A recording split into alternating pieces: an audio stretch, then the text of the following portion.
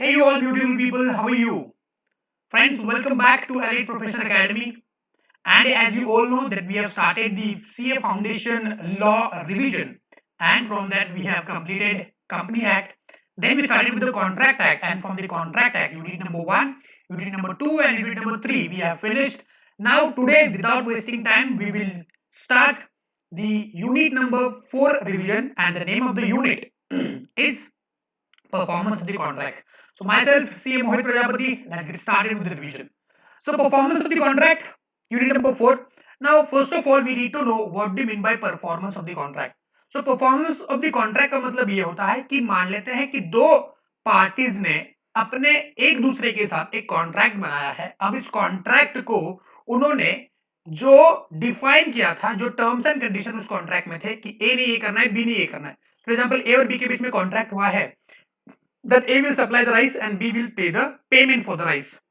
Then A has to fulfill his obligation, that is supply of rice, and B has to pay money to A.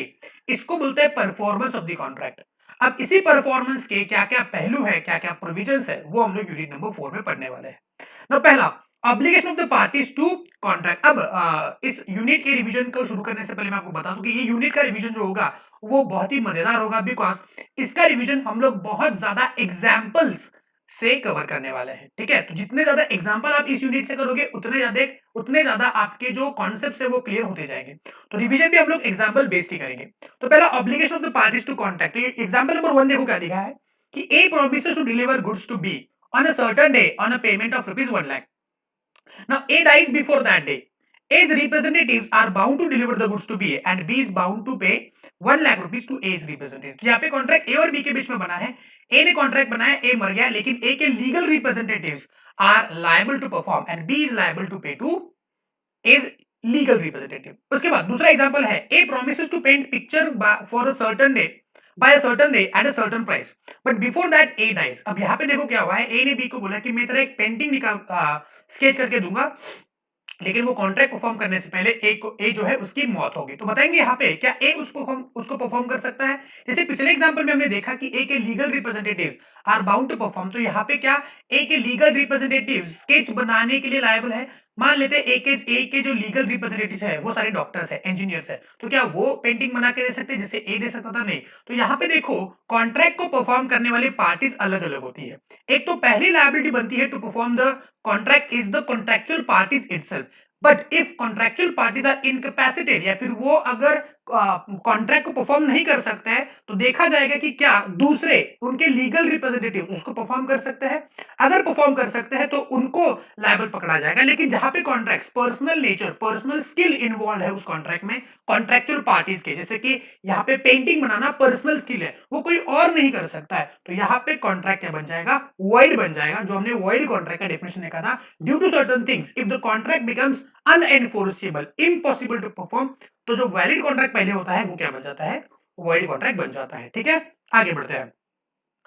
तो इस section से हमने क्या सीखा बच्चों? इस सेक्शन में हमने ये सीखा कि कॉन्ट्रैक्ट को परफॉर्म करने के लिए जो ऑब्लिगेशन होता है वो पहले होता है कॉन्ट्रैक्चुअल पार्टीज के बीच में, लेकिन देखा जाता है कि क्या वो दूसरा कोई भी परफॉर्म कर सकता है, यानी कि रिप्रेजेंटेटिव अगर कर सकता है तो ठीक है, नहीं कर सकता तो कॉन्ट्रैक्ट बन जाएगा वॉइड। ठीक है, आगे बढ़ते हैं नेक्स्ट वन।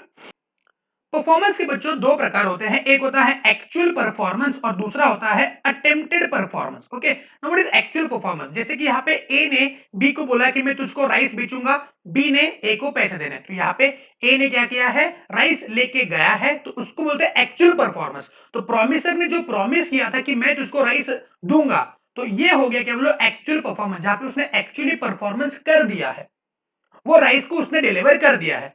जैसे कि फॉर एग्जांपल आपने अगर डोमिनोज से पिज्जा मंगवाया, तो डोमिनोज वाले पिज्जा आपके घर पे लेके आए, उसने डिलीवरी कर दिया, इसको बोलते हैं एक्चुअल परफॉर्मेंस। और अगर मान लेते आपने वो पिज्जा एक्सेप्ट कर लिया और आपने उसको पैसे दे दिए, तो आपने भी अपना एक्चुअल परफॉर्मेंस कर दिया। तो दोनों भी पार्टीज ने अपने अपने ऑब्लिगेशन को पूरा किया, फुलफिल किया, एक्चुअल परफॉर्मेंस।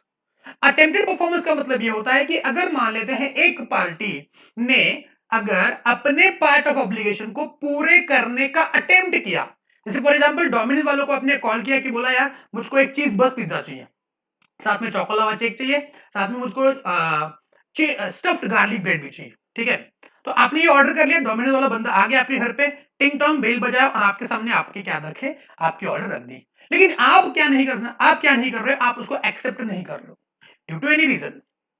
तो बताएंगे क्या उसने, डोमिनोज वाले ने क्या अपने ऑब्लिगेशन को फुलफिल करने का, परफॉर्म करने का अटेम्प्ट किया? यस, इसको बोलते हैं अटेम्प्टेड परफॉर्मेंस, या फिर इसको बोलते हैं टेंडर ऑफ परफॉर्मेंस। मतलब परफॉर्म करने की कोशिश की, लेकिन कुछ कारणोंवश, एग्जाम्पल के तौर पे promise is not accepting the performance, इसकी वजह से जो उसने अटेम्प्ट किया, किसने, प्रॉमिसर ने, इसको बोलते हैं अटेम्प्टेड परफॉर्मेंस। तो ये एक्चुअल परफॉर्मेंस है, अटेम्प्टेड परफॉर्मेंस, इस चीज को याद रखना बिकॉज आगे बहुत काम आने वाला है। नेक्स्टली, अब किसने कॉन्ट्रैक्ट को परफॉर्म करना है, who is liable to perform the contract. जैसे कि पहले हमने देखा कि person to whom, by whom promise is to be perform, किसने परफॉर्म करना है? एक तो ए और बी के बीच में कॉन्ट्रैक्ट हुआ है, तो ए और बी दोनों प्राइमरली ये दोनों लायबल होता है, लेकिन अगर ए की इनकैपेसिटी हो या बी की इनकैपेसिटी हो तो उनके लीगल रिप्रेजेंटेटिव्स भी परफॉर्म कर सकते हैं। लेकिन जहां पे कॉन्ट्रैक्ट पर्सनल नेचर के, पर्सनल स्किल जहां पे इन्वॉल्व है, वहां पे ओनली कॉन्ट्रैक्चुअल पार्टीज ही परफॉर्म कर सकते हैं। एग्जांपल के तौर पे हमने पेंटिंग वाला एग्जांपल देख लिया था। उसके बाद देखो यहाँ पे पहले प्रॉमिसर परफॉर्म करने के लिए लायबल, यानी कि ए ने बी को प्रॉमिस किया कि मैं तुझको राइस बेचूंगा, तो यहाँ पे ए क्या है बोलो, खुद प्राइमरी लायबल हो जाएगा। लेकिन यहाँ पे पर्सनल नेचर है, वहां पे ए ही लायबल है। अगर ए इनकैपेसिटी, ए की डेथ होगी तो वो परफॉर्म नहीं कर सकता, कॉन्ट्रैक्ट वॉइड हो जाएगा। उसके बाद उनके एजेंट, फॉर एग्जांपल अगर मान लेते ए बिजनेसमैन है, उसने क्या किया, एक एजेंट को अपॉइंट किया for performing his duty at some place, तो यहाँ पे एजेंट जो है वो प्रिंसिपल के बिहाफ पे, ये कौन हो गया, प्रिंसिपल के बिहाफ पे थर्ड पार्टी को कॉन्ट्रैक्ट पूरा करने के लिए लायबल है। फॉर एग्जांपल अगर मान लेते ए एक बिजनेसमैन है और उसने एजेंट अपॉइंट किया, और मान लेते ए जो है ट्रेडर है राइस का, तो उसने एजेंट को अपॉइंट किया, बोला कि ऐसे ऐसे जगह है, वहां पे एक मेरा वहां पे बायर है, उसको क्या करना है, राइस बेचना है। तो एजेंट क्या करेगा, प्रिंसिपल से राइस लेगा और उसको बेच देगा। तो यहाँ पे agent is liable to perform, या फिर agent can also perform the promise of principal on behalf of principal towards the third party. Next one, legal representative. अब जहां पे हमने एग्जांपल देखा कि ए और बी के बीच में कॉन्ट्रैक्ट हुआ, लेकिन before the performance A dies, तो यहाँ पे अगर ए की मौत हो जाती है तो ए के लीगल रिप्रेजेंटेटिव्स अगर उस कॉन्ट्रैक्ट के नेचर से ये समझता है कि उसके लीगल रिप्रेजेंटेटिव्स भी कॉन्ट्रैक्ट को परफॉर्म कर सकते हैं, तो उसके legal representatives are bound to perform, and B is liable to performance towards legal representative, that is any kind of payment और what he has to make to the legal representatives. ठीक है, nextly third party, sorry third person ना, how then third person can perform the contract. देखो यहाँ पे example के तौर पे दिया हुआ है कि मान लेते हैं ए और बी के बीच में कॉन्ट्रैक्ट हुआ है, okay, that A will pay और A will give loan to B of ₹1,00,000। A B को क्या देगा, लोन देगा 1,00,000 रुपए का। ठीक है, अब यहां पे ए क्या हो गया, ए मर गया, ए डाइड, और ए उसको परफॉर्म नहीं कर रहा है, ए उसको परफॉर्म नहीं कर रहा है। ठीक है, तो यहां पे ये हो सकता है कि ए का कोई फ्रेंड, ए का कोई फ्रेंड मान लेते हैं सी, अगर सी बी को 1,00,000 रुपए दे रहा है, तो बताएंगे इस केस में whether B has to have any kind of objection, नहीं, बी को तो पैसे मिलने से मतलब है। ठीक है ना, वही अगर बात करते हैं, चलो मान लेते हैं ए ने ही बी को 1,00,000 रुपए का लोन दिया है। ठीक है, अब B is liable to repay, लेकिन रीपेमेंट बी ने नहीं किया। रीपेमेंट क्या किया, बी ने ए को नहीं किया, बी का एक फ्रेंड है सी, उसने क्या किया, रीपेमेंट किया 50,000 का। ठीक है, और ए ने वो एक्सेप्ट भी कर लिया। अब बताएंगे ए बी के ऊपर कितने रुपए के लिए केस फाइल कर सकता है, 1,00,000 का या 50,000 का। तो यहाँ पे ए बी के ऊपर 50,000 का ही केस फाइल कर सकता है। For the sake of understanding यहाँ पे 60,000 कर लेते हैं। अगर ए ने बी ने ए को 60,000 रुपए दे दिए हैं, तो बी अभी ए को ओनली 40,000 देने के लिए लायबल है। अगर ए मना करता है कि नहीं नहीं सी तू कैसे मुझको दे रहा है, नहीं नहीं नहीं मैं एक्सेप्ट नहीं करूंगा, वो बी नहीं मुझको देना है, तो उस केस में अगर ए सी से 60,000 रुपए एक्सेप्ट नहीं करता है, तो ए बी के से 1,00,000 रुपए का रिकवर करने का केस फाइल कर सकता है। अदरवाइज उसने एक्सेप्ट कर लिया तो ए ने बी से 40,000 रिकवर करने। Same goes with A to B also, अगर ए के कोई फ्रेंड सी ने बी को 60,000 रुपए दे दिए, तो B can only compel A to pay 40,000। ठीक है, तो इस केस में थर्ड पार्टी अगर परफॉर्म कर सकते हैं तो वो थर्ड पार्टी उस कॉन्ट्रैक्ट के ऑब्लिगेशन को परफॉर्म कर सकते हैं। उसके बाद ज्वाइंट प्रोमिसर, हाँ अब यहां पे थोड़ा सा आपने ध्यान देना है। ज्वाइंट प्रोमिसर, अगर मान लेते हैं कि ए बी, ओके, और सी, तीनों ने मिलके डी को क्या किया है, प्रॉमिस किया है, that to pay ₹6 lakh, for whatever reason, loan नहीं, मान लेते हैं डी से उन्होंने कुछ खरीदी किया था jointly, and jointly they are what promising D to pay ₹6 lakh. अब यहाँ पे ये देखना पड़ेगा कि क्या कॉन्ट्रैक्ट में उनका ए, बी और सी का शेयर फिक्स हुआ था या नहीं हुआ था। अगर कॉन्ट्रैक्ट में शेयर फिक्स हुआ था तो ए, बी और सी, मान लेते इसने 2 लाख, इसने 2 लाख और इसने 2 लाख, ये फिक्स हुआ था, तो A is liable to D, B is liable to C, C is liable to D for rupees 2 lakh 2 lakh 2 lakh. अगर मान लेते हैं यहाँ पे, अगर मान लेते हैं कि A is not repaying the amount to D, A is not repaying the amount to D, then B and C has to pay 3 lakh to D, and they will recover from A rupees 1 lakh. So he has to liable to pay rupees 1 lakh, and he has to pay liable to A has to liable to C for 1 lakh रुपए। D को तो 6 लाख मिलने से मतलब है। अगर मान लेते हैं शेयर फिक्स नहीं है, शेयर फिक्स नहीं है, देखो यहाँ पे शेयर फिक्स नहीं है, तो इस केस में D जो है A और बी और सी तीनों में से किसी से भी 6 लाख रिकवर कर सकता है। ये बहुत ही इंपॉर्टेंट बात है बच्चों। अगर इनका शेयर फिक्स नहीं हुआ है तो डी जो है वो किसी एक को भी क्या कर सकता है, किसी एक से भी उस कॉन्ट्रैक्ट को परफॉर्म करने के लिए केस फाइल कर सकता है। वो किसी ए, बी या सी तीनों में से किसी एक से 6 लाख रुपए रिकवर करवा सकता है। Now, suppose A paid ₹6 lakh to D, then A can recover from B and C their respective share, that is 2 lakh 2 lakh, ठीक है। तो वो उनसे रिकवर कर सकता है जो भी उसको नुकसान हुआ है, ठीक है ना। अगर B रिपे करता है तो A और C से रिकवर करेगा, और C पे करता है तो A B से C रिकवर कर सकता है। तो ये बात होगी क्या बोलूं, जॉइंट प्रोमिसर की। Now there is one point, that is succession and assignment, okay, not so relevant from this chapter, but एक बार देख लेते सक्सेशन और असाइनमेंट में क्या फर्क होता है।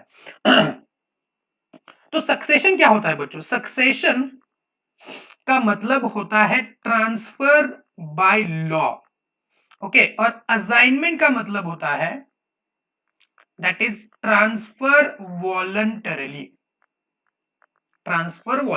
ठीक है।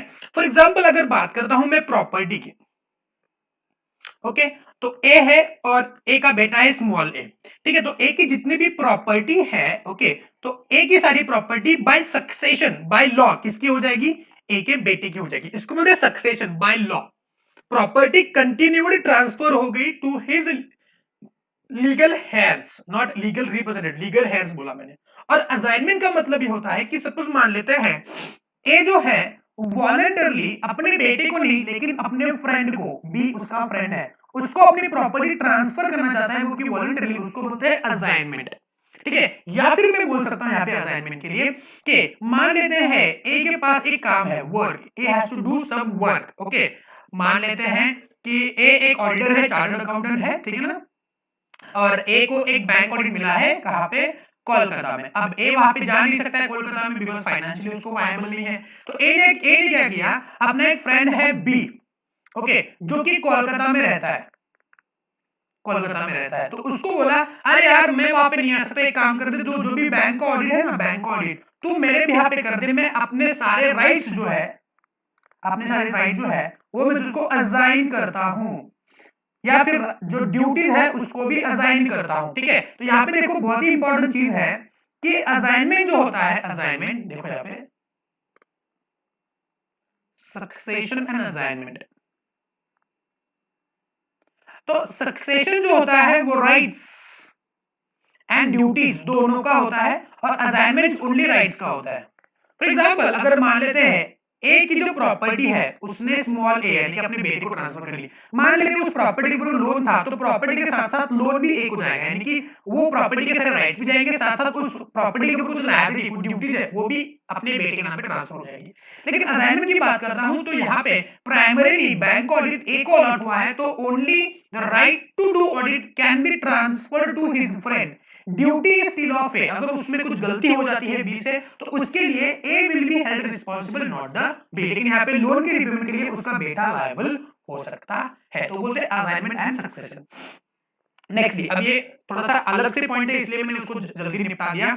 बात करते हैं अगर परफॉर्मेंस की, तो अभी हमने परफॉर्मेंस में देखा कि कौन कौन परफॉर्म कर सकता है। अब आगे बढ़ते हैं effect of refusal to accept the offer of performance. तो इसका मतलब क्या होता है? फॉर एग्जांपल जैसे कि मैंने बोला कि यहाँ पे डोमिनोज का बंदा है, डोमिनोज,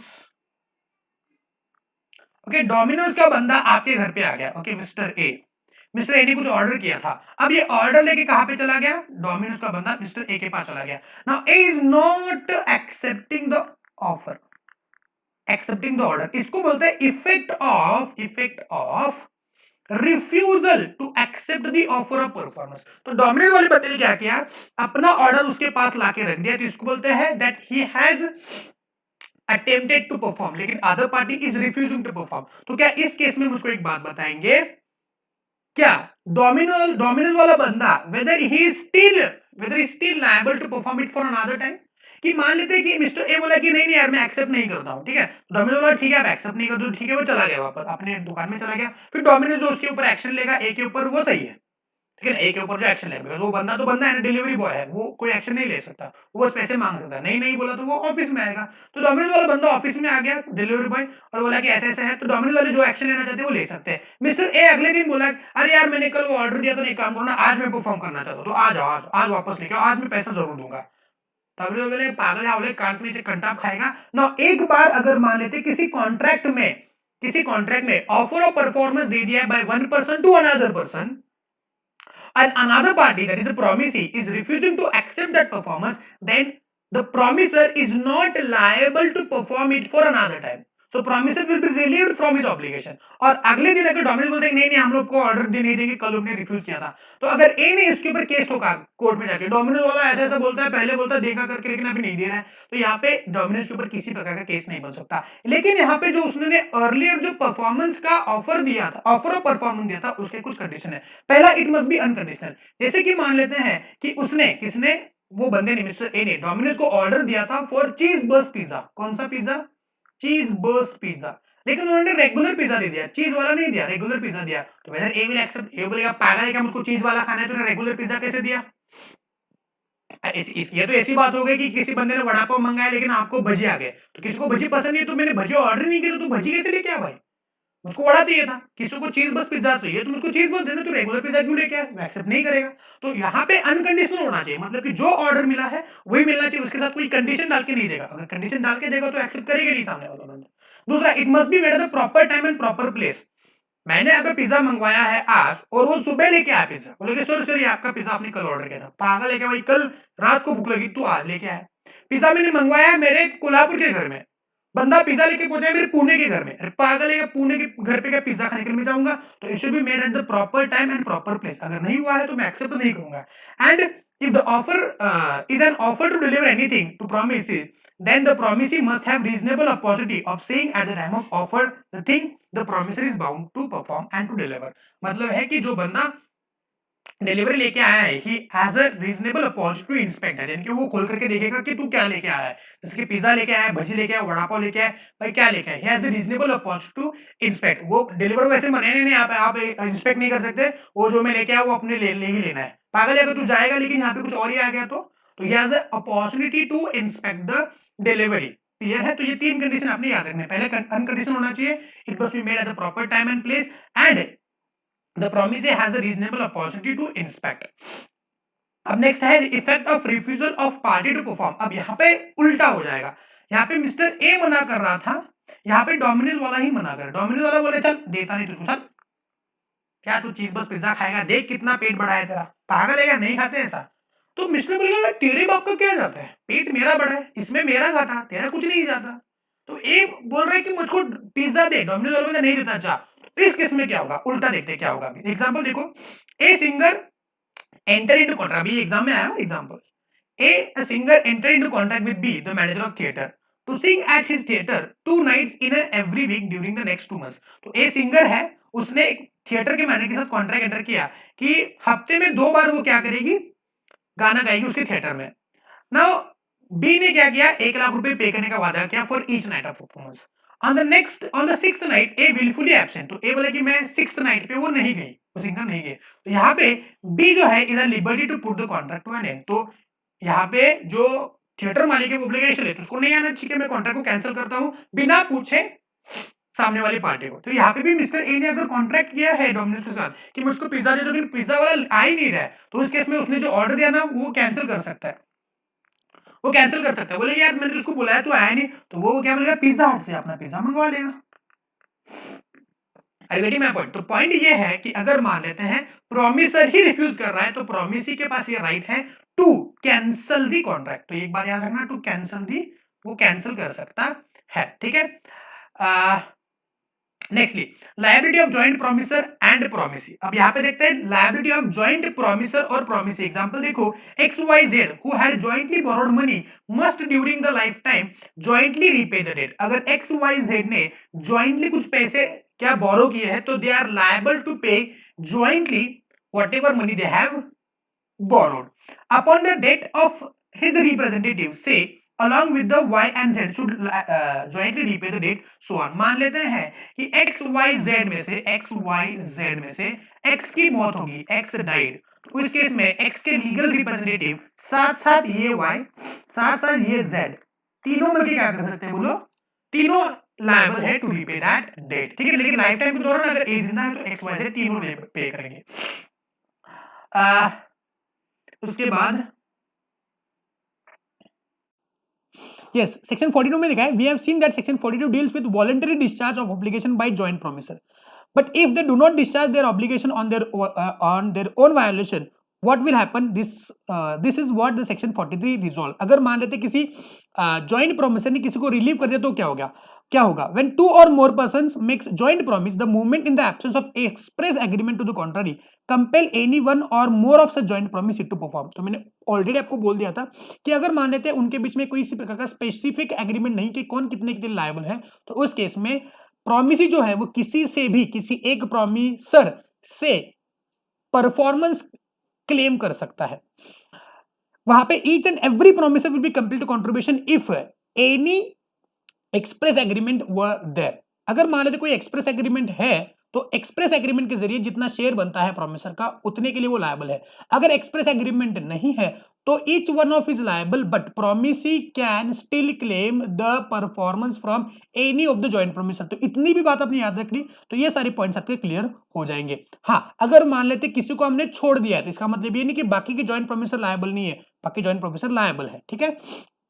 उसके बाद अगर मान लेते जॉइंट प्रोमिसर को लॉस हो रहा है इस केस में, तो वो जो लॉस हो रहा है वो दूसरे प्रोमिसर से जो कि पे नहीं कर रहा है उससे वो रिकवरी कर सकता है, ठीक। अब एक एग्जांपल देखते हैं जहां पे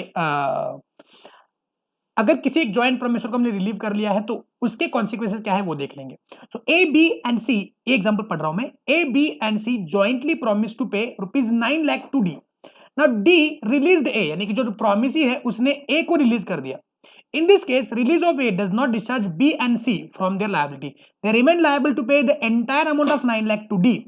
And although A is not liable to pay to D, but remains liable to B and C. तो यहाँ पे मान लेते हैं, यहाँ पे एग्जाम्पल देखो, A, B और C तीनों ने डी को 9 लाख रुपए देने, इसने 3 लाख, इसने 3 लाख और इसने 3 लाख। डी ने क्या किया, ए को रिलीव कर दिया, भाई तू रिपे मत कर, तो इस केस में B and C 4.5 lakh D को दे देंगे। लेकिन ये जो 1.5 लाख का नुकसान हुआ है वो 1.5 लाख इसने इसको देने, इसने इसको देने, ठीक है। दो B and C still can recover the money from A. उसके बाद अब देखिए, हमने देखा प्रोमिसर की जॉइंट लायबिलिटी, अब देखते हैं जॉइंट प्रोमिसी का क्या होगा। एग्जांपल देखो, A in consideration of ₹5 lakh lend to him by B and C. तो बी एंड सी ने ए को कितना रुपए लेंड किया है, 5 लाख रुपए टोटल मिला के लेंड किया है, लोन दिया है।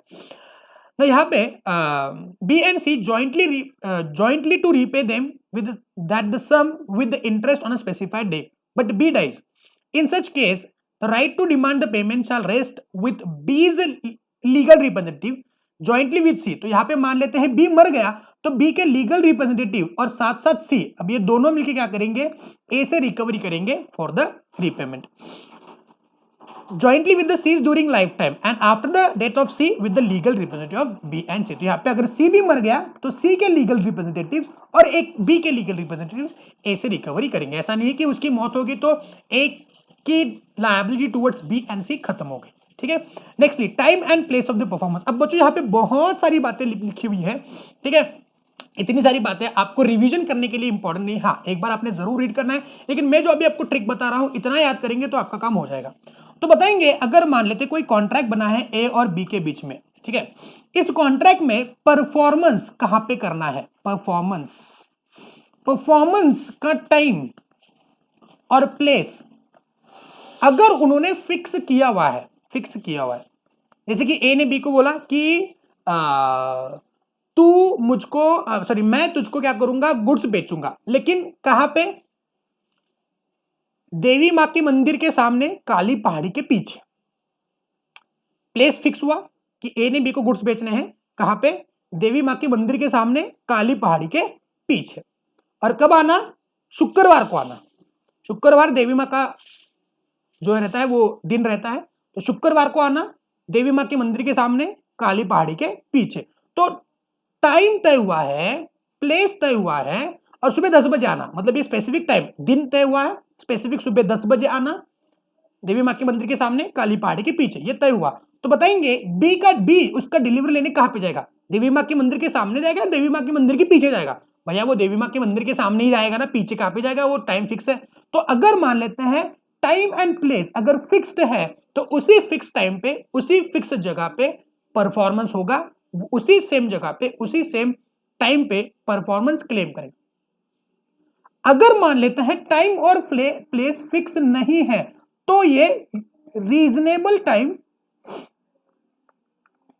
And usual place of business क्या माना जाएगा, परफॉर्मेंस और टाइम कॉन्ट्रैक्ट को परफॉर्म करने के लिए वैलिड माना जाएगा। फॉर एग्जांपल अगर टाइम फिक्स नहीं है, प्लेस फिक्स नहीं है, तो टाइम क्या होगा, बोलो बिजनेस आवर्स। तो ए के जो भी बिजनेस आवर्स है, सुबह 9 बजे से लेकर शाम के 6 बजे तक उसका ऑफिस चालू रहता है, तो उसका दुकान चालू रहता है, तो उस यूजुअल टाइम में जाएगा। और प्लेस कहां पे होगा, उसका दुकान, घर पे तो क्लेम नहीं कर सकता। तो बी ने परफॉर्मेंस क्लेम करना है उसके ऑफिस में, किसके, ए के, वहां पे जाके वो क्लेम करेगा और उसके बिजनेस आवर्स में जाएगा। संडे को मजा ना, संडे क्लोज रहता है, रात के 12 बजे वो जान क्लेम नहीं कर सकता, बिकॉज वहां पे दुकान बंद रहता है। तो टाइम और प्लेस अगर फिक्स है तो उसी प्लेस उसी फिक्स टाइम पे उसी फिक्स्ड प्लेस पे, और अगर नहीं है तो reasonable time and usual place of business जो है प्रोमिसर या प्रोमिसी का, वहां पे वो क्लेम कर सकता है। तो ये सारे जो आपने बातें लिखी हुई, ये पूरी बातें जो लिखी हुई ना, उसका सार जो है मैंने आपको यहाँ पे बता दिया। नेक्स्ट आगे बढ़ते हैं, performance of the reciprocal promises. What is reciprocal promises, example से समझेंगे। A and B contracts that A shall, stall नहीं, A shall deliver the goods to B paid for by on delivery.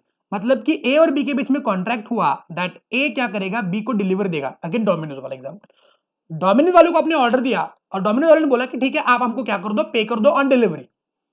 तो वहां पे अगर ए तब तक डिलीवर नहीं करेगा जब तक B is not ready and willing to pay. कैसे, आप जब अगर ऐप पे वगैरह जैसे स्विगी जोमेटो पे अगर आप ऑर्डर करते हो, तो वहां पे आपको ऑप्शन दिखते हैं पे ऑन डिलीवरी। जब तक आप पे ऑन डिलीवरी पे क्लिक करके सबमिट नहीं करते हो, तो जैसे आपने पे ऑन डिलीवरी को क्लिक किया और सबमिट किया, you are bound to pay on delivery. और जब तक पेमेंट का ऑप्शन आप सिलेक्ट नहीं करते हो, तब तक आपको ऑर्डर प्लेस नहीं होता है। मतलब he will not be delivering to you unless until you are agreeing to pay on the delivery. अब देखो कोविड के चक्कर में क्या हुआ है कि आपको कैश ऑन डिलीवरी अवेलेबल नहीं है, आपको कंपलसरी पेमेंट करना है due to this virus issue. वो कैश से एक्सचेंज होगा वायरस, इस वजह से वो कैश एक्सेप्ट नहीं करते, वो बोलते हैं कि आप पेमेंट कर दो पहले फिर आपको डिलीवरी करेंगे। तो जब तक आप पेमेंट नहीं करोगे, कैश ऑन डिलीवरी का ऑप्शन है ही नहीं, जब तक आप पेमेंट नहीं करोगे तब तक वो बंदा आपके पास डिलीवरी लेके ही नहीं आएगा। तो he will not deliver to you unless until you paid. तो जहां पे मान लेते हैं कि अगर किसी कॉन्ट्रैक्ट में, अगर किसी एग्रीमेंट में reciprocal promises reciprocal promises involve है, यानी कि एक प्रॉमिस दूसरे के परफॉर्मेंस पे या फिर एक प्रॉमिस दूसरे के प्रॉमिस पे डिपेंड है, मतलब ये प्रॉमिस दोनों रेसिप्रोकल है। अगर दोनों प्रॉमिसेस परफॉर्म होते हैं, दोनों प्रॉमिसेस एक दूसरे के साथ घुल मिल जाते हैं, तभी जाके दोनों क्या करेंगे, परफॉर्म करेंगे। तो यहां पे यही बात लिखा हुआ है कि जब तक सामने वाला बंदा उस प्रॉमिस को फुलफिल नहीं करता है तब तक मैं अपना प्रॉमिस फुलफिल नहीं करूंगा। इसको बोलते हैं रेसिप्रोकल प्रॉमिस, ठीक है। उसके बाद next one, order of performance of reciprocal promises. अब ये परफॉर्म कब करना है, ऑर्डर यानी कि the time of performance of reciprocal promise. तो मैं बोलूंगा कि पहले तू कर, वो बोलेगा पहले तू कर, पहले तू कर, इसके चक्कर में कॉन्ट्रैक्ट परफॉर्म ही नहीं होगा। तो क्या ऑर्डर क्या होगा, देखो यहाँ पे एग्जाम्पल के तौर पे अगर A and B contract that A shall build the house for B at a price, at a fix price. तो ए और बी के बीच में कॉन्ट्रैक्ट हुआ that A shall build the house for B at a fix price. As promise to build the house must be perform before as promise to pay. वही तो बात है ना कि भैया तू पहले घर तो बना फिर पे करूंगा मैं, ठीक है ना। पे तो मैं करने वाला हूं, मैं तुमको प्रॉमिस दे रहा हूं ना पे करने का, पहले तो परफॉर्म तो कर। तो वैसे यहाँ पे कैश ऑन डिलीवरी अगर ऑप्शन है तो आप क्या बोलेंगे, भाई पहले पिज्जा लेके तो आ फिर मैं पे करूंगा ना, तू पहले पिज्जा मेरे डोर पे लेके आ फिर मैं कैश लेके आऊंगा, एक एक हाथ से ले एक हाथ से दे, खत्म। तो इस ऑर्डर पे क्या होगा, ये परफॉर्म होगा, ठीक है। ऑर्डर पे झगड़ते नहीं बैठने का। उसके बाद liability of party preventing event on which the contract is to take place. Example देखो, A and B contracts that B shall execute the some work for A for 1,000 rupees. So A और B के बीच में contract हुआ है that B ए के लिए कुछ काम करेगा, ठीक है। B is ready and willing to execute the work accordingly. B ने क्या बोला कि I am willing to do the work for you, but A prevents him from doing so. A क्या बोल रहा है, एक बोल तो रहा है कि तू मेरे लिए काम कर, लेकिन उसको काम करने के लिए दे ही नहीं रहा है। फॉर एग्जांपल अगर मान लेते हैं कि आपने एक ज्वेलर के साथ कॉन्ट्रैक्ट एंटर किया कि ये ज्वेलरी जो है तुमने मुझको पॉलिश करके दे देना है। अब ज्वेलर जो है वो बोल रहा है कि ठीक है कर देंगे, आप लेके तो आओ पहले। ये बोलेंगे नहीं नहीं नहीं, ज्वेलरी मैं आपके हाथ में नहीं देता हूँ, ज्वेलरी मैं आपको दूंगा ही नहीं। ज्वेलर बोलेगा अरे भैया तू जब तक ज्वेलरी मुझको नहीं देगा तब तक मैं पॉलिश कैसे करूंगा, I will not be able to polish that. नहीं नहीं नहीं, वो कैसे भी करके तुमने मैं घर पे आके करो। अरे घर पे आके कैसे कर सकता है भाई, तू यहाँ पे दुकान पे लेके आ तब मैं पॉलिश करके दूंगा, ये सुनो। तो कब होगा, तो ये कॉन्ट्रैक्ट क्या हो जाएगा, वॉइडेबल हो जाएगा at the option of B. तो ज्वेलर के ऑप्शन के लिए कॉन्ट्रैक्ट वॉइडेबल हो जाएगा। ज्वेलर केस ठोक सकता है कि भाई ये पागल हो गया बंदा, इसने मुझको प्रॉमिस किया था कि पैसे पे करेगा फॉर द पॉलिशिंग और ये मुझको लेके दे ही नहीं रहा है ज्वेलरी, ठीक है। तो प्लीज उसको बोलो कि ज्वेलरी लेके आए, मैं पॉलिश करके दे दूंगा। तो इस केस में क्या हो सकता है, ये कॉन्ट्रैक्ट उसके लिए वॉइडेबल हो सकता है। एक तो वो पैसे क्लेम कर सकता है या फिर कॉन्ट्रैक्ट को कैंसिल भी कर सकता है। अगर वो चाहे तो जा भाई, जिससे चाहिए वो करके लेगा, मैं तो ये काम नहीं करूंगा, ठीक है। तो यहाँ पे क्या हो सकता है, अगर मान ले सामने वाला बंदा रिफ्यूज कर रहा है इस चीज को परफॉर्म करने या फिर सामने वाला बंदा रेसिप्रोकल प्रोमिसेस में दूसरे को परफॉर्म करने के लिए रोक रहा है, तो दूसरा पार्टी जो कि परफॉर्म करने के लिए रेडी है उसके लिए कॉन्ट्रैक्ट वॉइडेबल हो जाता है। Nextly, effect of default so as to promise which should be performed in a contract consisting of reciprocal promise. Example again, A hires B's ship to take and convey from Kolkata to Mauritius. तो A ने B का ship higher किया to go from Kolkata to Mauritius. तो A को जाना है कोलकाता से Mauritius. A cargo to be provided by A. B receiving a certain freight for his conveyance. तो A की कुछ कार्गो है, कुछ गुड्स है जो कोलकाता से मॉरिशस पहुंचाने हैं, जिसके लिए A ने B का शिप हायर किया हुआ है। ना A does not provide the cargo, तो ए ने क्या किया, उसको कार्गो दिया ही नहीं। ए बोल रहा है कि अरे यार वो कार्गो वेगो कुछ मेरे पास है नहीं। Now A can not claim the performance, तो ए बोल रहा है कि चल ऐसी खाली शिप लेके चल मॉरिशस।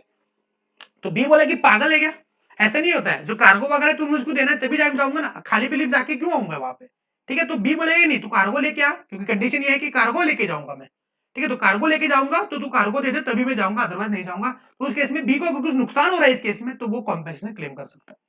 उसके बाद effect of failure to perform at a time fixed in a contract in which the time is essential. अगर मान जैसे कि अभी हमने पहले डिस्कस किया कि अगर time is very essential to perform the contract और उस टाइम पे अगर परफॉर्मेंस नहीं हो रहा है, जिस भी पार्टी को नुकसान हो रहा है वो पार्टी कॉम्पेंसेशन क्लेम कर। जैसे फॉर एग्जांपल अगर मान लो मैंने किसी दर्जी से कॉन्ट्रैक्ट एंटर किया कि एक पर्टिकुलर डे पे मेरा वेडिंग है और उस वेडिंग पे मुझको वेडिंग सूट सिलवा के देने, वो दर्जी ने सूट तो सिया लेकिन मेरे शादी के 1 महीने बाद, और बोल रहा है कि 1 महीने बाद ये तुरे वेडिंग सूट ले ले। पागल है, शादी के दिन पहनूंगा या शादी के 1 महीने बाद पहनूंगा, शादी में क्या नंगा खड़ा रहूंगा मैं, पागल है नहीं ना। तो अगर मान लेते टाइम फिक्स्ड है तो उस टाइम पे अगर परफॉर्मेंस नहीं हुआ तो जो पार्टी लॉस में है, जिसको लॉस हुआ इससे, तो वो पार्टी जिसने लॉस करवाया है उससे कॉम्पेंसेशन या डैमेजेस क्लेम कर सकती है। यही बात लिखी है पूरे इस पन्ने पे, ठीक है। Next one, agreement to do impossible act. अब एग्जांपल देखो, A agrees with B to discover the treasure by magic, the agreement is void. ये एग्रीमेंट हो ही नहीं सकता। हमने agreement which is expressly declared as void में देखा है कि ऐसे एग्रीमेंट जो कि इम्पॉसिबल टू परफॉर्म होते हैं उसमें किसी भी पार्टी के किसी प्रकार के राइट एक दूसरे के ऊपर नहीं बनते हैं, ठीक है। नेक्स्टली,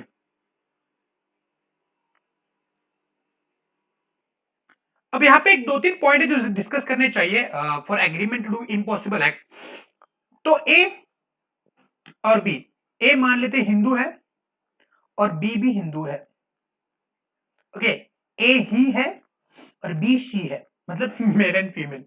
तो यहाँ पे देखो, अगर ए ने बी के साथ कॉन्ट्रैक्ट एंटर किया that I will marry you and B has also given consent, तो यहाँ पे एग्रीमेंट बन गया, agreement of contract, sorry agreement of contract, agreement of marriage, ठीक है। तो ये वैलिड है प्रोवाइडेड ए की पहले शादी नहीं हुई है, बी की पहले शादी नहीं हुई है, ठीक है। अगर मान लेते ए की ऑलरेडी एक शादी हुई है तो by law he can not marry B. ये बात कि ए ऑलरेडी मैरिड है, अगर दोनों, अगर बी को पता है और उसके बावजूद उसने उसका कॉन्ट्रैक्ट एंटर किया है तो ये दोनों के लिए वॉइड हो जाएगा। B can not claim A to get marry with her, क्योंकि बी को ये पता था। अगर मान लेते बी को पता नहीं था कि ए ऑलरेडी मैरिड है तो बताएंगे कि कॉन्ट्रैक्ट परफॉर्म हो सकता है।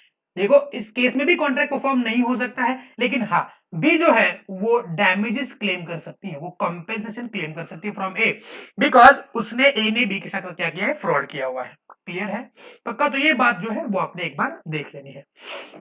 नेक्स्टली, सब्सिक्वेंट और supervening impossibility becomes impossible after interview contract, यानी कि ये वर्ड कॉन्ट्रैक्ट के बारे में बात कर रहे हैं। पहले कॉन्ट्रैक्ट क्या था, वैलिड था।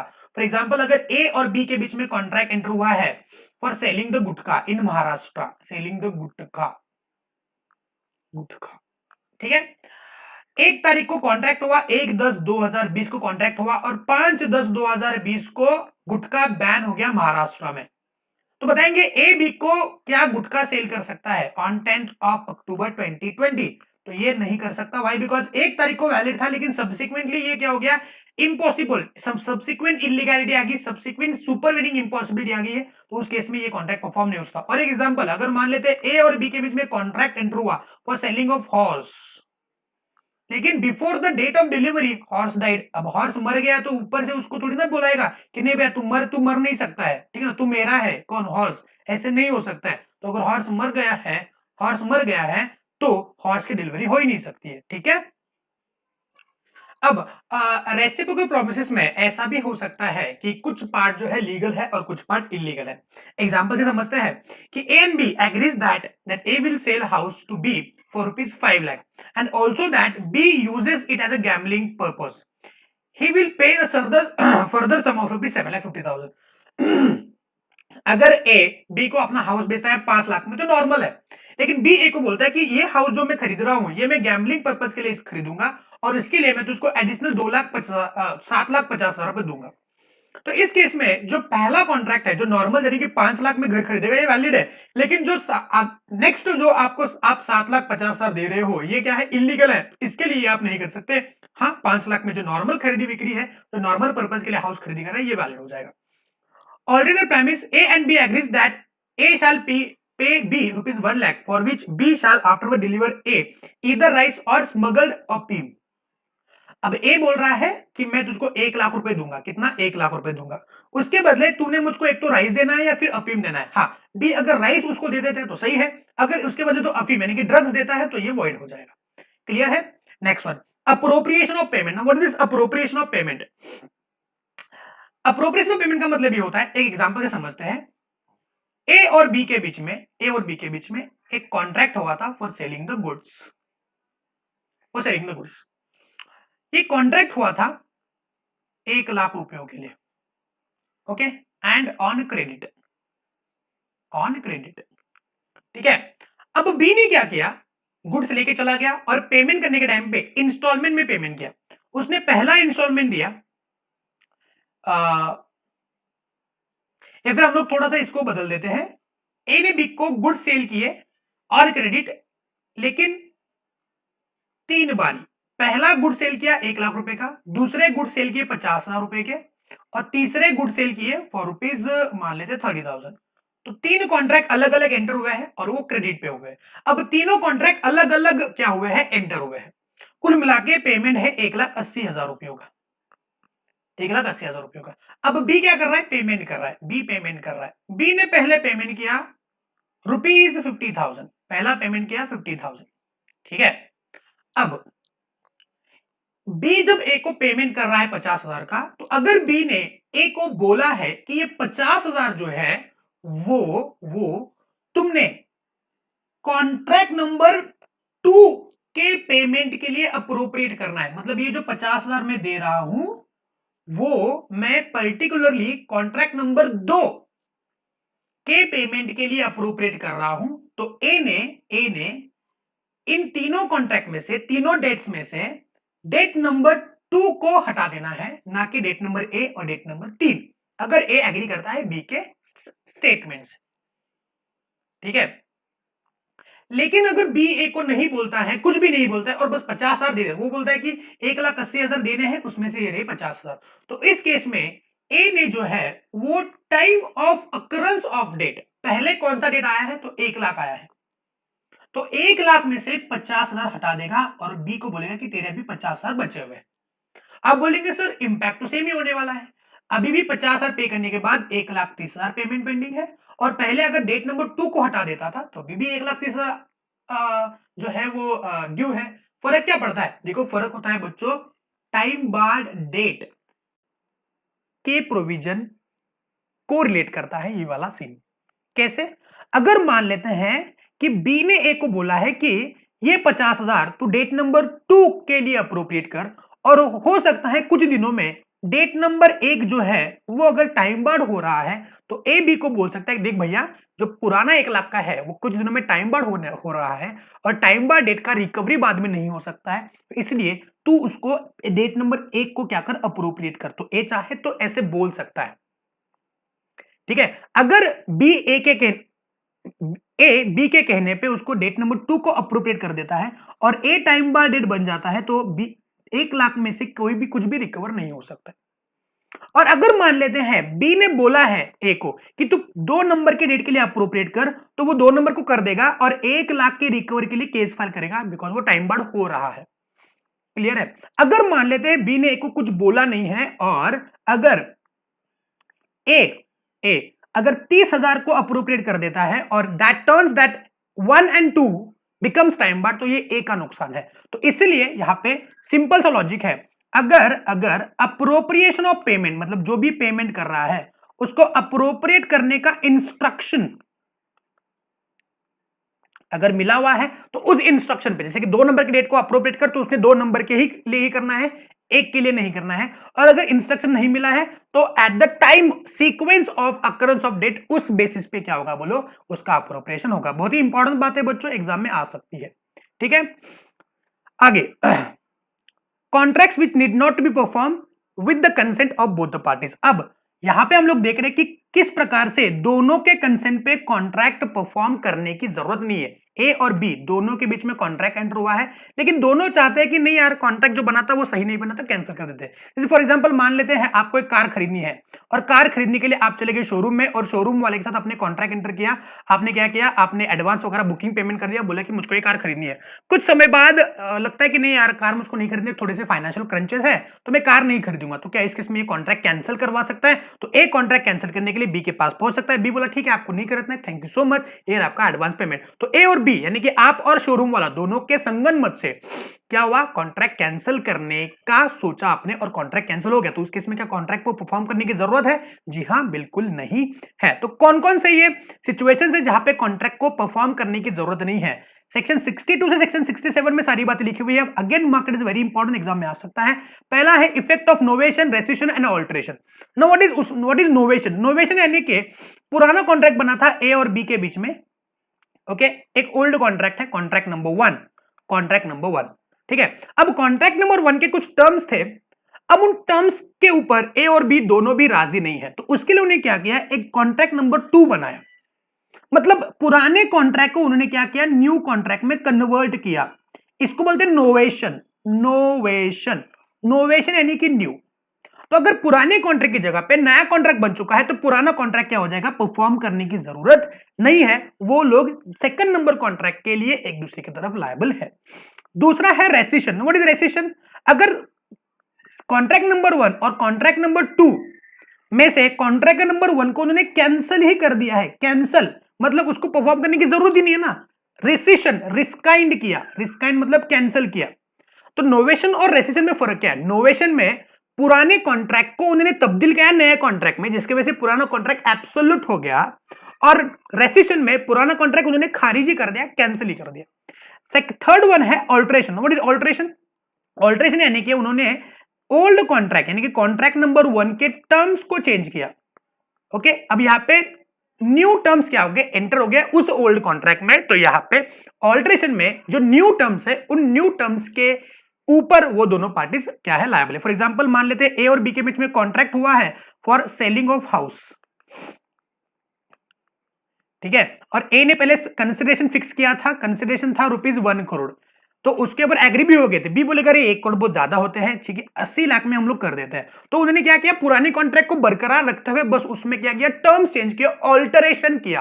तो ऑल्टरेशन के लिए अगर ए और बी दोनों राजी हैं तो अभी A can recover from B 80 lakh and B is liable to pay only ₹80 lakh for the sale of goods. तो उसको बोलते क्या, novation, rescission and alteration. What is novation, नया कॉन्ट्रैक्ट एंटर हुआ, सॉरी पुराने कॉन्ट्रैक्ट को नए कॉन्ट्रैक्ट में कन्वर्ट किया, रेसिशन पुराने कॉन्ट्रैक्ट को कैंसिल किया, और ऑल्टरेशन एग्जिस्टिंग कॉन्ट्रैक्ट है उसके टर्म्स चेंज किए। तो दोनों पार्टीज नए टर्म्स की वजह से क्या है बोलो, लायबल है। उसके बाद प्रोमिसी वेव में वेव और रेमिट द परफॉर्मेंस। एग्जांपल देखो, ए ओज बी ₹5 लाख, ए ने बी को 5 लाख रुपए देने हैं, A pays B and B accept in satisfaction of the whole amount ₹2 lakh. अब ए बी को 5 लाख देने के लिए लायबल है, ए बी को 2 लाख देता है और बोलता है कि भाई जो फाइनल सेटलमेंट हो गया, अभी 5 लाख के बजाय तूने 2 लाख एक्सेप्ट कर लिए। तो यहाँ पे बताएंगे क्या, बी वापस से 3 लाख रुपए लेने के लिए, 3 लाख रुपए रिकवर करने के लिए ए के ऊपर केस फाइल कर सकता है? नहीं भाई, बिकॉज बी ने क्या किया, 2 लाख एक्सेप्ट किया, बोला कि चल भाई जितना दिया उतना ठीक है, 2 लाख दिए, वेरी गुड, 3 लाख का डिस्काउंट ले ले। तो उस केस में B can not afterwards compel A to pay rupees balance 3 lakh. उसके बाद restoration of benefits under voidable contract. अब ये बहुत ही इंपॉर्टेंट चीज है, बोलते हैं वॉइडेबल कॉन्ट्रैक्ट में। एग्जाम्पल देखो, an insurance company may rescind a policy on the ground that material fact have not been disclosed, when it is so the premium collected by it in respect of the policy reduced by the amount of expenses incurred by it in the connection must be repaid to the policy holder। मतलब देखो क्या हुआ है, हो सकता है कि कोई कॉन्ट्रैक्ट वॉइडेबल बन चुका है। क्या बन चुका है, वॉइडेबल। ओके, वॉइडेबल कॉन्ट्रैक्ट का मतलब क्या होता है कि जयकांत चिकरे वाला एग्जांपल देखा था हमने, जयकांत चिकरे, एक है जयकांत चिकरे और एक है ओल्ड मैन बूढ़े बाबा। अब जयकांत चिकरे ने क्या किया, कोर्सन एम्प्लॉय करके उस डॉक्यूमेंट के ऊपर, प्रॉपर्टी के डॉक्यूमेंट के ऊपर साइन ले लिया, किसका, ओल्ड मैन का। सो ओल्ड मैन ने साइन भी कर दिया, अब कॉन्ट्रैक्ट बन चुका है वॉइडेबल। तो अगर मान लेते हैं कॉन्ट्रैक्ट वॉइडेबल बन चुका है, तो यहां पे ये लिखा हुआ है, such contract can be terminated at the option of the party who is empowered to do so. अब कौन कॉन्ट्रैक्ट को कैंसिल कर सकता है, old man. If he has received any benefit under the contract he must restore the benefit. अगर मान लेते जयकांत चिकरे ने वो कॉन्ट्रैक्ट साइन करने के टाइम पे कुछ पैसे तो देगा ना वो, मान लेते कि उसका जो प्रॉपर्टी का मार्केट वैल्यू 20 करोड़, लेकिन उसने क्या किया, उसने 5 करोड़ उसके हाथ पे टिका दी, वो बोला कि 5 करोड़ में तूने मुझको बेचना है, और वो गन लगा के बोला कि 5 करोड़ का साइन कर दे। तो ओल्ड मैन ने 5 करोड़ पे लिए और साइन भी किया। अब बाद में ओल्ड मैन क्या करना चाहता है, कॉन्ट्रैक्ट को कैंसिल करना चाहता है। ये मेरे साथ नाइंसाफी है। तो 5 करोड़ का क्या होगा जो ओल्ड मैन को जयकांत चिकरे ने दिया है, तो उसने क्या करना है, इसको वापस देना है। तो इसको बोलते हैं बेनिफिट। अगर कुछ वॉइडेबल कॉन्ट्रैक्ट के अंदर मिले हुए हैं और कॉन्ट्रैक्ट अगर कैंसिल करना चाहता है बंदा, तो जो भी बेनिफिट अगर उसने कुछ रिसीव किया है तो उसने अदर पार्टी को रिस्टोर करना है। Again obligation of the person who has received advantage under the void. अगर कोई वॉइड एग्रीमेंट भी बना है, अगर कोई एग्रीमेंट वॉइड बन जाता है तो उस केस में भी कुछ बेनिफिट वगैरह रिसीव है तो वो भी वापस करने। फॉर एग्जांपल ए और बी के बीच में कॉन्ट्रैक्ट हुआ है for selling of gutkha, again selling of gutkha, लेकिन 1 तारीख को कॉन्ट्रैक्ट एंटर हुआ, लेकिन 5 तारीख को क्या हो गया, बैन हो गया। तो इस केस में अगर मान लेते हैं बी ने ए को कुछ क्या दिया है, एडवांस मनी दिया हुआ है फॉर सप्लाइंग द गुटखा, तो अगर कॉन्ट्रैक्ट वॉइड हो गया तो ए क्या कर सकते, ए ने क्या करना है, बी को वो पैसा वापस कर देना है, भले ही वो एग्रीमेंट वॉइड क्यों ना हो गया हो। ठीक है, तो ये बात आपने याद रखनी है। Next one, effect of neglect of promise to afford promisor reasonable facility for performance। Example देखो, if an apprentice refuses to learn the teacher cannot be held liable for the teaching। अगर जैसे कि आप आर्टिकलशिप में जाओगे, articleship में बंदा चला गया और वहां पे अगर वो बंदा सीख नहीं रहा है सही ढंग से, is not ready to learn, then teacher cannot be liable for not teaching. Teacher को हम लोग लायबल नहीं कर सकते। नेक्स्ट एग्जाम्पल में 2 से और क्लियर हो जाएगा। A contracts with B to repair B's house. Okay, A ने बी को अपॉइंट किया for repairing his house. B neglects और refuse to appoint out A the place in which his house requires repairs. तो A is excuse for the non performance. ठीक है, तो यहां पे मान लेते हैं कि हमने अगर ए ने बी को अपॉइंट किया फॉर रिपेयरिंग पर्पज, और बी जो है वो ए के घर पे जाके रिपेयर करेगा, लेकिन ए उसको हाउस में एंटर करने ही नहीं दे रहा है, तो हमने वो गोल्ड में तो एग्जांपल देखा, अरे जब तक तुम मुझको रिपेयर करने वाली चीज ही नहीं दोगे तो मैं रिपेयर कैसे करूंगा, नहीं कर सकता ना। तो यहाँ पे बी ने जो नॉन परफॉर्मेंस किया है उसके लिए ए बी के ऊपर कोई केस फाइल नहीं कर सकता। Last point is discharge of contract. अब कौन कौन से केस में कॉन्ट्रैक्ट डिस्चार्ज हो सकता है? पहले discharge by performance. What is performance? जहां पे ए और बी के बीच में कॉन्ट्रैक्ट हुआ है, ए ने अपना परफॉर्मेंस कर दिया, यानी कि ए ने बी के साथ कॉन्ट्रैक्ट एंटर किया था फॉर सेलिंग ऑफ कार। ए ने बी को कार दिया, बी ने ए को पैसे भी दिए, बताएंगे क्या परफॉर्मेंस हो गया? जी हाँ, तो यहाँ पे कॉन्ट्रैक्ट डिस्चार्ज हो गया। यस, कॉन्ट्रैक्ट डिस्चार्ज हो गया। अब वो एक्चुअल परफॉर्मेंस भी हो सकता है, अटेम्प्टेड भी हो सकता है। एक्चुअल मतलब कि ए ने कार दिया, बी ने पैसे दिए, बात खत्म। अटेम्प्ट मतलब ए बी के पास कार लेके पहुंच गया, लेकिन बी पे नहीं कर रहा है, तो ए अपनी कार वापस लेके आ गया। वापस बी ए को नहीं बोल सकते कि तूने मुझको भी कार देना है। ए बोलेगा जल्द भाड़ में जा, मैं परफॉर्म नहीं करूंगा। तो यहाँ पे कॉन्ट्रैक्ट डिस्चार्ज हो गया, किसी की भी लायबिलिटी नहीं बनेगी। हाँ, ए बी के ऊपर कंपेंसेशन क्लेम करने का, डैमेज क्लेम करने का केस फाइल कर सकता है। Next, discharge by mutual agreement. A ने बी के साथ कॉन्ट्रैक्ट एंटर किया दैट मैं तुझको कार बेचूंगा। बी बोला कि हाँ मैं तुझको 1 लाख रुपए दूंगा। ए बोला कि नहीं नहीं मुझको कार नहीं बेचना है। बी बोला कि मेरे को तो किधर खरीदना था, मैंने तो तूने बोला इसलिए हाँ बोला। तो दोनों ने बोला कि ठीक है चल कॉन्ट्रैक्ट कैंसिल कर दे। तो म्यूचुअल एग्रीमेंट से कॉन्ट्रैक्ट कैंसिल हो सकता है। दूसरा, discharge by impossibility of performance. जैसे गुटखा का एग्जांपल हो गया ना, या फिर हॉर्स का डेथ हो गया, तो अगर ऑब्जेक्ट ही डिस्ट्रॉय हो गया या फिर सब्सिक्वेंट कॉन्ट्रैक्ट वॉइड हो गया तो परफॉर्म हो ही नहीं सकता है। तो उस केस में भी कॉन्ट्रैक्ट क्या हो जाएगा? डिस्चार्ज हो गया। कौन कौन से केसेस है जहां पे unforeseen change in law, gutkha ban, destruction of the subject matter, horse की डेथ होगी, द नॉन एग्जिस्टेंस और non occurrence of particular state of thing which was naturally contemplated for performance the contract as result of some personal incapacity like a dangerous malady. यानी कि personal incapacity मतलब कि अगर मान लेते हैं कि कोई एक्टर है, एक्टर ने किसी प्रोड्यूसर के साथ कॉन्ट्रैक्ट एंटर किया कि मैं आपके फिल्म में काम करूंगा। संजू बाबा ने कॉन्ट्रैक्ट एंटर किया विद विधु विनोद चोपड़ा कि मैं आपके मुन्ना भाई चले अमेरिका फिल्म में काम करूंगा। लेकिन अगर मान लेते हैं संजू बाबू को जेल होगी, तो जेल में जेल में थोड़ी ना ये हो सकता है, शूटिंग हो सकता है। तो यही हुआ, मुन्ना भाई चले अमेरिका का कॉन्ट्रैक्ट एंटर हुआ था एक्चुअल में संजू बाबा और विधु विनोद चोपड़ा के बीच में। लेकिन उसके बाद संजू बाबू को जेल होगी और संजू बाबा जेल में चले गए, तो उसके बाद ये कॉन्ट्रैक्ट क्या हो गया? कैंसिल हो गया, वो परफॉर्म हो ही नहीं सकता है। Nextly, declaration of war. अगर मान लेते लॉ वॉर डिक्लेयर हो जाता है, तो कैसे हम लोग कॉन्ट्रैक्ट एंटर करेंगे? बिकॉज जो कॉन्ट्रैक्टिंग पार्टी वो एलियन एनिमी बन जाते हैं। ठीक है।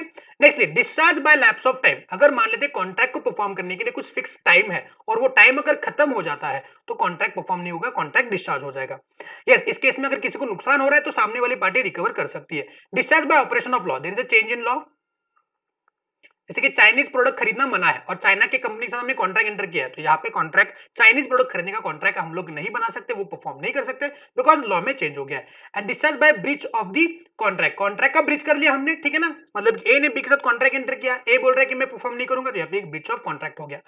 प्रोमिसिंग में वेव और remit to perform the performance of promise. A owes bill to B 5 lakh, C pays rupees 1 lakh and B accept in satisfaction. तो यहाँ पे बी ने ए से जो 5 लाख रिकवर करने हैं, बी ने ए से जो 5 लाख रिकवर करने, उसके लिए ए ने 1 लाख रुपए दे दिए, 4 लाख रुपए का डिस्काउंट दिया।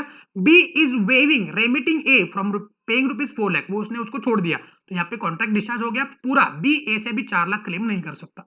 Effect of neglect of promise to afford the promisor reasonable facility for performance. Again, अगर मान लेते प्रॉमिस सर ने प्रॉमिस से कॉन्ट्रैक्ट एंटर किया है और अगर मान लेते जिसकी रिपेयर ऑफ हाउस का हो गया, ए ने बी को अपॉइंट किया दैट तू मेरे हाउस को रिपेयर कर, लेकिन ए बी को अपने घर में आने ही नहीं दे रहा, तो यार यहाँ पे वो बी कैसे जाएगा उसके घर पे रिपेयर करने के लिए? और अगर ए बी रिपेयर नहीं कर पाएगा तो ए क्या बी के ऊपर केस फाइल करेगा? जी हाँ, नहीं करेगा।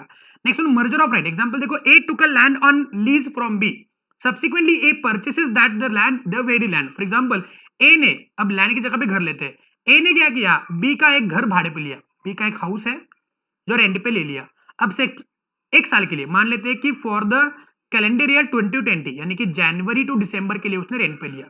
अब मीनवाइल अप्रैल महीने में ए बोलता है कि मुझको तेरा घर बहुत पसंद आया, मैं खरीदना चाहता हूं, ठीक है ना। तो ए ने क्या किया? उसका घर खरीदी कर लिया।